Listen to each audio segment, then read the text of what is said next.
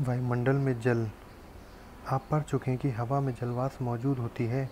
इसमें वायुमंडल के आयतन में 0 से लेकर 4% तक की विभिन्नता पाई जाती है। मौसम की परिघटना में इसका महत्वपूर्ण योगदान होता है। जल वायुमंडल में 3 अवस्थाओं में गैस, द्रव और ठोस के रूप में उपस्थित होते हैं। वायुमंडल में आर्द्रता जलाशयों से वाष्पीकरण तथा पौधों में वाष्पोत्सर्जन से प्राप्त होती है। इसी प्रकार वायुमंडल महासागरों तथा महाद्वीपों के बीच जल का लगातार आदान प्रदान वाष्पीकरण, वाष्पोत्सर्जन, संघनन एवं वर्षा की प्रक्रिया द्वारा होता है। हवा में मौजूद जलवाष्प को आर्द्रता कहते हैं। मात्रात्मक दृष्टि से इसे विभिन्न प्रकार से व्यक्त किया जाता है। वायुमंडल में मौजूद जलवाष्प की वास्तविक मात्रा को निरपेक्ष आर्द्रता कहते हैं। ये हवा के प्रति इकाई आयतन में जलवाष्प का वजन है एवं इसे ग्राम प्रति घन मीटर के रूप में व्यक्त किया जाता है। हवा द्वारा जलवाष्प को ग्रहण करने की क्षमता पूरी तरह से तापमान पर निर्भर करती है। निरपेक्ष आर्द्रता पृथ्वी की सतह पर अलग अलग स्थानों में अलग अलग होती है। दिए गए तापमान पर अपनी पूरी क्षमता की तुलना में वायुमंडल में मौजूद आर्द्रता के प्रतिशत को सापेक्ष आर्द्रता कहा जाता है। हवा के तापमान के बदलने के साथ ही आर्द्रता को ग्रहण करने की क्षमता बढ़ती है तथा सापेक्ष आर्द्रता भी प्रभावित होती है। ये महासागरों के ऊपर सबसे अधिक तथा महाद्वीपों के ऊपर सबसे कम होती है। एक निश्चित तापमान पर जलवाष्प से पूरी तरह पूरित हवा को संतृप्त कहा जाता है। इसका मतलब यह है कि हवा इस स्थिति में दिए गए तापमान पर और अधिक आर्द्रता को ग्रहण करने में सक्षम नहीं है। हवा के दिए गए प्रतिदर्श सैंपल में जिस तापमान पर संतृप्तता आती है उसे उष्मांक कहते हैं। वाष्पीकरण तथा संघनन। वायुमंडल में जलवाष्प की मात्रा वाष्पीकरण तथा संघनन के कारण क्रमशः घटती बढ़ती रहती है। वाष्पीकरण वह प्रक्रिया है जिसके द्वारा जल द्रव से गैसीय अवस्था में परिवर्तित होता है। वाष्पीकरण का मुख्य कारण ताप है। जिस तापमान पर जल वाष्पीकृत होना शुरू करता है उसे वाष्पीकरण की गुप्त ऊष्मा कहा जाता है। दिए गए हवा के अंश में जल को अवशोषित करने एवं धारण रखने की क्षमता तापमान में वृद्धि के साथ बढ़ती है। उसी प्रकार यदि आर्द्रता कम है तो हवा में नमी को अवशोषित करने तथा धारण करने की क्षमता होती है। हवा की गति संतृप्त परत को असंतृप्त परत के द्वारा हटा देती है। इस प्रकार हवा की गति जितनी तीव्र होगी वाष्पीकरण उतना ही तीव्र होगा। जलवाष्प का जल के रूप में बदलना संघनन कहलाता है। ऊष्मा का ह्रास ही संघनन का कारण होता है। जब आर्द्र हवा ठंडी होती है तब उसमें जलवाष्प को धारण करने की क्षमता समाप्त हो जाती है। तब अतिरिक्त जलवाष्प द्रव में संघनित हो जाता है और जब ये सीधे ठोस रूप में परिवर्तित होते हैं तो इसे ऊर्ध्वपातन कहते हैं। स्वतंत्र हवा में छोटे छोटे कणों के चारों ओर ठंडा होने के कारण संघनन होता है। तब इन छोटे छोटे कणों को संघनन केंद्रक कहा जाता है। खासकर धूल, धुआं तथा महासागरों के नमक के कण अच्छे केंद्रक होते हैं क्योंकि वे पानी को अवशोषित करते हैं। संघनन उस अवस्था में भी होता है जब आर्द्र हवा कुछ ठंडी वस्तुओं के संपर्क में आती है तथा ये उस समय भी हो सकता है जब तापमान उष्मांक के नज़दीक हो। इस प्रकार संघनन ठंडा होने की मात्रा तथा हवा की सापेक्ष आर्द्रता पर निर्भर होता है। संघनन हवा के आयतन, ताप, दाब तथा आर्द्रता से प्रभावित होता है। संघनन तब होता है जब वायु का आयतन नियत हो एवं तापमान उष्मांक तक गिर जाए। वायु का आयतन तथा तापमान दोनों ही कम हो जाएं। वाष्पीकरण द्वारा वायु में और अधिक जलवाष्प प्रविष्ट हो जाएं, फिर भी हवा के तापमान में कमी संघनन के लिए सबसे अच्छी अवस्था है।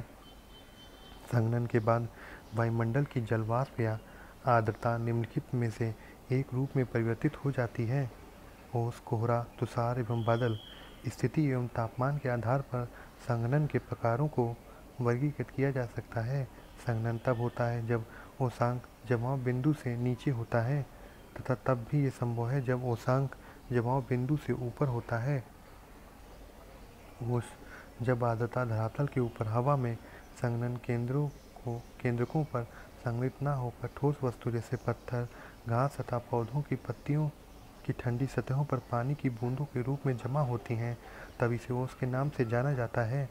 इसके बनने के लिए सबसे उपयुक्त अवस्थाएं साफ आकाश, शांत हवा, उच्च सापेक्ष आर्द्रता तथा ठंडी एवं लंबी रातें हैं। ओस के बनने के लिए आवश्यक है कि ओसांक जमाव बिंदु से ऊपर हो। तुषार तुषार ठंडी सतहों पर बनता है जब संघनन तापमान के जमाव बिंदु से नीचे 0 डिग्री सेल्सियस चले जाने पर होता है, अर्थात ओसांक जमाव बिंदु या उसके नीचे होता है, अर्थात नमी पानी की बूंदों की बजाय छोटे छोटे बर्फ के रवों के रूप में जमा होती हैं। उजले तुषार के बनने की सबसे उपयुक्त अवस्थाएं ओस के बनने की अवस्थाओं के समान हैं, केवल हवा का तापमान जमाव बिंदु पर या उससे नीचे होना चाहिए।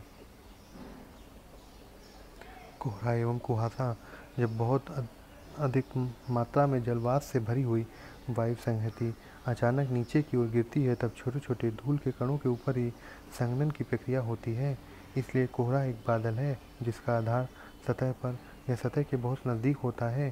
कोहरा तथा कुहासा के कारण दृश्यता कम से शून्य तक हो जाती है। नगरीय एवं औद्योगिक केंद्रों में धुएं की अधिकता के कारण केंद्रकों की मात्रा की भी अधिकता होती है, जो कोहरे और कुहासे के बनने में मदद देती है। ऐसी स्थिति को, जिसमें कोहरा तथा धुआं सम्मिलित रूप से बनते हैं, धूम्र कोहरा कहते हैं। कुहासे एवं कोहरे में केवल इतना अंतर होता है कि कुहासे में कोहरे की अपेक्षा नमी अधिक होती है। कुहासा पहाड़ों पर अधिक पाया जाता है क्योंकि ऊपर उड़ती हुई गर्म हवा ढाल पर ठंडी सतह के संपर्क में आती है। कोहरे कुहासे की अपेक्षा अधिक शुष्क होते हैं तथा जहाँ गर्म हवा की धारा ठंडी हवा के संपर्क में आती है और वहाँ ये प्रबल होते हैं। कोहरे छोटे बादल होते हैं जिसमें धूल कण, धुएं के कण तथा नमक के कण होते हैं। केंद्रकों के चारों ओर संघनन की क्रिया होती है। बादल बादल पानी की छोटी बूंदों या बर्फ के छोटे रवों की संहति होती है, जो कि पर्याप्त ऊंचाई पर स्वतंत्र अवस्था में जलवाष्प के संघनन के कारण बनते हैं। चूँकि बादल का निर्माण पृथ्वी की सतह से कुछ ऊंचाई पर होता है, इसलिए ये विभिन्न आकारों के होते हैं।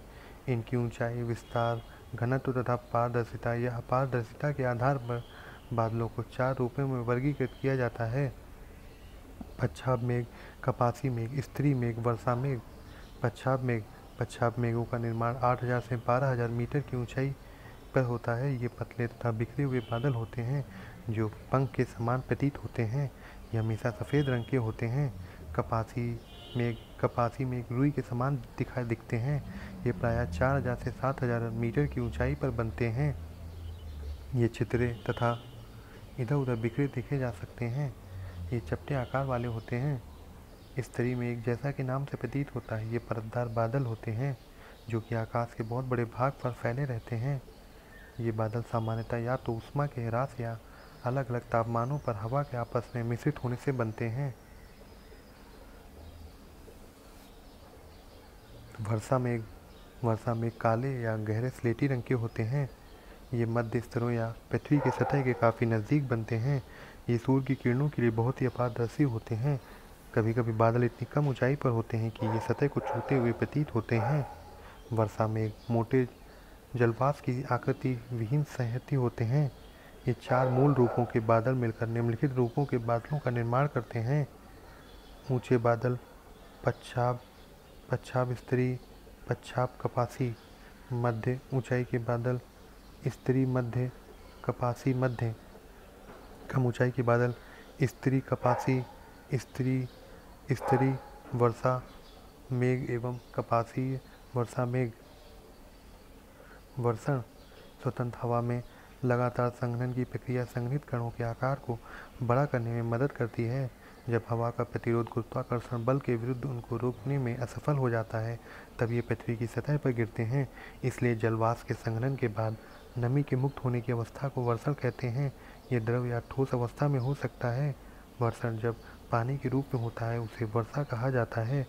जब तापमान 0 डिग्री सेल्सियस से कम होता है तब वर्षण हिमतूलों के रूप में होता है, जिसे हिमपात कहते हैं। नमी षटकोणीय रवों के रूप में निर्मुक्त होती है। ये रवे हिमतूलों का निर्माण करते हैं।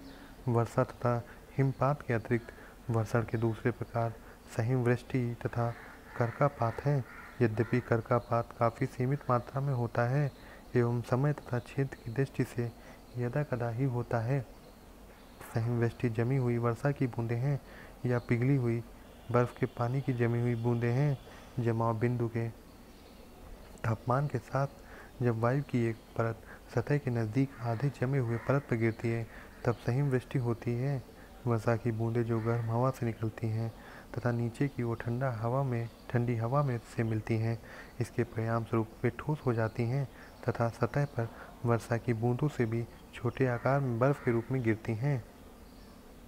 कभी कभी वर्षा की बूंदें बादल से मुक्त होने के बाद बर्फ़ के छोटे गोलाकार ठोस टुकड़ों में परिवर्तित हो जाती हैं तथा पृथ्वी की सतह पर पहुंचती हैं, जिसे ओला पत्थर कहा जाता है। ये वर्षा के जल से बनती हैं जो कि ठंडी परतों से होकर गुजरती हैं। ये ओला पत्थर के ऊपर एक बर्फ़ की कई सकेंद्रीय परतों वाले होते हैं। वर्षा के प्रकार। उत्पत्ति के आधार पर वर्षा को 3 प्रमुख प्रकारों में बांटा जा सकता है: संवहनीय, पर्वतीय तथा चक्रवातीय या फ्रंटल। संवहनीय वर्षा हवा गर्म हो जाने पर हल्की होकर संवहन धाराओं के रूप में ऊपर की ओर उठती है। वायुमंडल की ऊपरी परत में पहुंचने के बाद ये फैलती है तथा तापमान के कम होने से ठंडी होती है। परिणाम स्वरूप संघनन की क्रिया होती है तथा कपासी मेघों का निर्माण होता है। गरज तथा बिजली कड़कने के साथ मूसलाधार वर्षा होती है, लेकिन ये बहुत लंबे समय तक नहीं रहती है। इस प्रकार की वर्षा गर्मियों में या दिन के गर्म समय में प्रायः होती है। यह विषुवतीय क्षेत्र तथा खासकर उत्तरी गोलार्ध के महाद्वीपों के भीतरी भागों में प्रायः होती है। पर्वतीय वर्षा जब संतप्त वायु की संहति पर्वतीय ढाल पर आती है तब ये ऊपर उठने के लिए बाध्य हो जाती है तथा जैसे ही ये ऊपर की ओर उठती है ये फैलती है, तापमान गिर जाता है तथा आर्द्रता संघनित हो जाती है। इस प्रकार की वर्षा का मुख्य गुण है कि पवनाभिमुख ढाल पर सबसे अधिक वर्षा होती है। इस भाग में वर्षा होने के बाद ये हवाएं दूसरे ढाल पर पहुंचती हैं, वे नीचे की ओर उतरती हैं तथा उनका तापमान बढ़ जाता है, तब उनकी आर्द्रता धारण करने की क्षमता बढ़ जाती है एवं इस प्रकार प्रतिपवन ढाल सूखे तथा वर्षा विहीन कर रहते हैं। प्रतिपवन भाग में स्थित क्षेत्र जिनमें कम वर्षा होती है उसे वृष्टि छाया क्षेत्र कहा जाता है। यह पर्वतीय वर्षा या स्थलकृत वर्षा के नाम से जानी जाती है। चक्रवाती वर्षा या फ्रंटल वर्षा। आप पहले ही इस पुस्तक के 10वें अध्याय में बहिरुष्ण कटिबंधीय चक्रवातों तथा चक्रवाती वर्षा का अध्ययन कर चुके हैं, अतः चक्रवाती वर्षा समझने के लिए अध्याय 10 को देखें। संसार में वर्षा वितरण। एक साल में पृथ्वी की सतह पर अलग अलग भागों में होने वाली वर्षा की मात्रा भिन्न भिन्न होती है तथा ये अलग अलग मौसमों में भी होती है। सामान्य तौर पर जब विषुवत से ध्रुव की तरफ जाते हैं तब वर्षा की मात्रा धीरे धीरे घटती जाती है। विश्व के तटीय क्षेत्रों में महाद्वीपों के भीतरी भागों की अपेक्षा अधिक वर्षा होती है। विश्व के स्थलीय भागों की अपेक्षा महासागरों के ऊपर वर्षा अधिक होती है, क्योंकि वहाँ पानी के स्रोत की अधिकता के कारण वाष्पीकरण की क्रिया लगातार होती रहती है। विषुवत से 35 से 40 डिग्री उत्तर एवं दक्षिण अक्षांशों के मध्य पूर्वीय तटों पर बहुत अधिक वर्षा होती है तथा पश्चिम की तरफ ये घटती जाती है, लेकिन विषुवत से 45 डिग्री तथा 65 डिग्री उत्तरी एवं दक्षिणी के बीच पछुआ पवनों के कारण सबसे पहले महाद्वीपों के पश्चिमी किनारों पर वर्षा होती है तथा ये पूर्व की तरफ घटती जाती है। जहाँ भी पहाड़ तट के समानांतर है वहाँ वर्षा की मात्रा पवनाभिमुख तटीय मैदान में अधिक होती है एवं ये प्रति पवन दिशा की तरफ घटती जाती है। वार्षिक वर्षण की कुल मात्रा के आधार पर विश्व की मुख्य वर्षण प्रवृत्ति को निम्नलिखित रूप में पहचाना जाता है। विषुवतीय पट्टी शीतोष्ण प्रदेशों में पश्चिमी तटीय किनारों के पास के पर्वतों के वायु की ढाल पर तथा मानसून वाले क्षेत्रों के तटीय भागों में वर्षा बहुत अधिक होती है, जो प्रतिवर्ष 200 सेंटीमीटर से ऊपर होती है। महाद्वीपों के आंतरिक भागों में प्रतिवर्ष 100 से 200 सेंटीमीटर वर्षा होती है। महाद्वीपों के तटीय क्षेत्रों में वर्षा की मात्रा मध्यम होती है। उष्णकटिबंधीय क्षेत्र के केंद्रीय भाग तथा शीतोष्ण क्षेत्र के पूर्वी एवं भीतरी भागों में वर्षा की मात्रा 50 से 100 सेंटीमीटर प्रतिवर्ष तक होती है। महाद्वीप के भीतरी भाग के पृष्ठ छाया क्षेत्रों में पड़ने वाले भाग तथा ऊंचे अक्षांशों वाले क्षेत्रों में प्रतिवर्ष 50 सेंटीमीटर से भी कम वर्षा होती है। वर्षा का मौसमी वितरण इसकी प्रभाविता को समझने का एक महत्वपूर्ण पहलू है। कुछ क्षेत्रों जैसे विषुवतीय पट्टी तथा ठंडे समशीतोष्ण प्रदेशों में वर्षा पूरे वर्ष होती रहती है।